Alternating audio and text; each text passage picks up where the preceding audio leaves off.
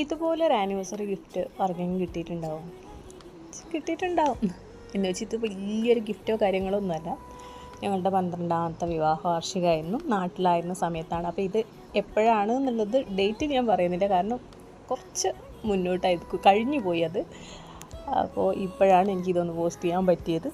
അപ്പോൾ ഞങ്ങൾ നാട്ടിലുള്ളപ്പോൾ ഞങ്ങൾക്ക് പ്രത്യേകിച്ച് അങ്ങനെ ഒരു ആനിവേഴ്സറിക്ക് സർപ്രൈസ് ഗിഫ്റ്റ് കൊടുക്കുക അങ്ങനത്തെ പരിപാടികളൊന്നുമില്ല. ആനിവേഴ്സറി ആയാലും ബർത്ത്ഡേ ആയാലും അങ്ങനത്തെ ഒരു പരിപാടികളൊന്നുമില്ല. അപ്പോൾ ഇത് അന്നത്തെ ദിവസം എൻ്റെ അടുത്ത് പറഞ്ഞു, നമുക്ക് ഈ സ്ഥലം വരെ പോകാമെന്ന് പറഞ്ഞു. നമുക്ക് നല്ല വിവാഹ വാർഷികമല്ലേ, അപ്പം നല്ലൊരു സദ്യ വാങ്ങിത്തരാമെന്ന് പറഞ്ഞിട്ടാണ് കൂട്ടിപ്പോയത്. അപ്പോൾ വേറെ എവിടെയല്ല, ഇവരുടെ ഒരു ഡിഫൻസിൻ്റെ ഗ്രൂപ്പിലുള്ള ഒരാളുടെ പെങ്ങളുടെ കല്യാണമായിരുന്നു. അപ്പോൾ അവിടെ പോയി എത്തുമ്പോഴത്തേക്കും ഏകദേശം കല്യാണം കഴിയാനുള്ള സമയമായിട്ടുണ്ടായിരുന്നു. 2 പിള്ളേരെയൊക്കെ എടുത്ത് പോകണമല്ലോ.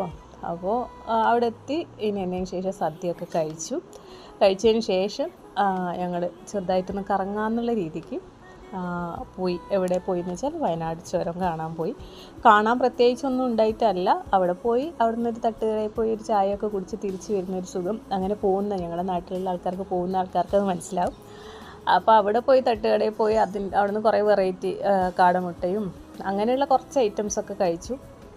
എന്നതിന് ശേഷം ഞങ്ങൾ തിരിച്ചു വന്നു. പ്രത്യേകിച്ച് ഒരു പ്ലാനിങ്ങോ കാര്യങ്ങളോ ഒന്നും ഉണ്ടായിരുന്നില്ല, അങ്ങനെ പോയതാണ്.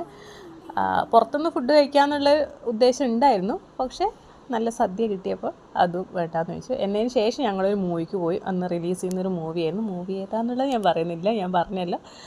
കുറച്ച് 1-2 മാസം മുന്നേ ഉള്ള വീഡിയോ ആണിത്. അപ്പോൾ ഒരുപാട് തിരക്കിൻ്റെ ഇടയിൽ എനിക്ക് പോസ്റ്റ് ചെയ്യാൻ ഇപ്പോഴാണ് സമയം കിട്ടിയത്.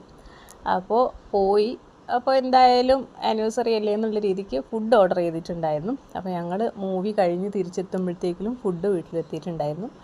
അപ്പോൾ എല്ലാവരും കൂടെ ഞങ്ങൾ ചുരത്തുനിന്നൊക്കെ വരുമ്പോഴത്തേക്കും അമ്മയും സനുവും എല്ലാവരും കൂടെ റെഡി ആയിട്ടുണ്ടായിരുന്നു. ഏട്ടനും എല്ലാവരും കൂടെ ഒരുമിച്ചാണ് മൂവിക്ക് പോയത്. അപ്പോൾ തിയേറ്ററിൽ നിന്ന് ഇറങ്ങുമ്പോൾ ഞങ്ങൾ ഒരുമിച്ച് ഒരു വണ്ടിയിൽ വന്നു, ഏട്ടൻ വേറെ വണ്ടിയിലും പോയതായിരുന്നു.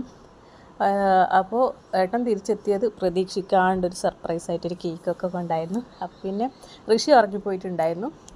ശ്രീയും റഹാനും കൂടെ അത് കട്ട് ചെയ്തു. അങ്ങനെ കേക്ക് കട്ട് ചെയ്ത് ബാക്കി ഫുഡൊക്കെ കഴിച്ചു. അങ്ങനെ ഈ ഒരു 12ാമത്തെ വാർഷികം സ്പെഷ്യലായി ഞങ്ങൾക്ക്. അപ്പോൾ ഞങ്ങൾക്ക് പിന്നെ എല്ലാ ദിവസവും ഒരുപോലെയാണ്, ആനിവേഴ്സറിക്ക് ഒരു പ്രത്യേകത എന്നൊന്നും ഇല്ല, അതാണ് സത്യം. അങ്ങനെ ഞങ്ങൾ കൊണ്ടുവന്ന ഫുഡൊക്കെ കഴിച്ചു.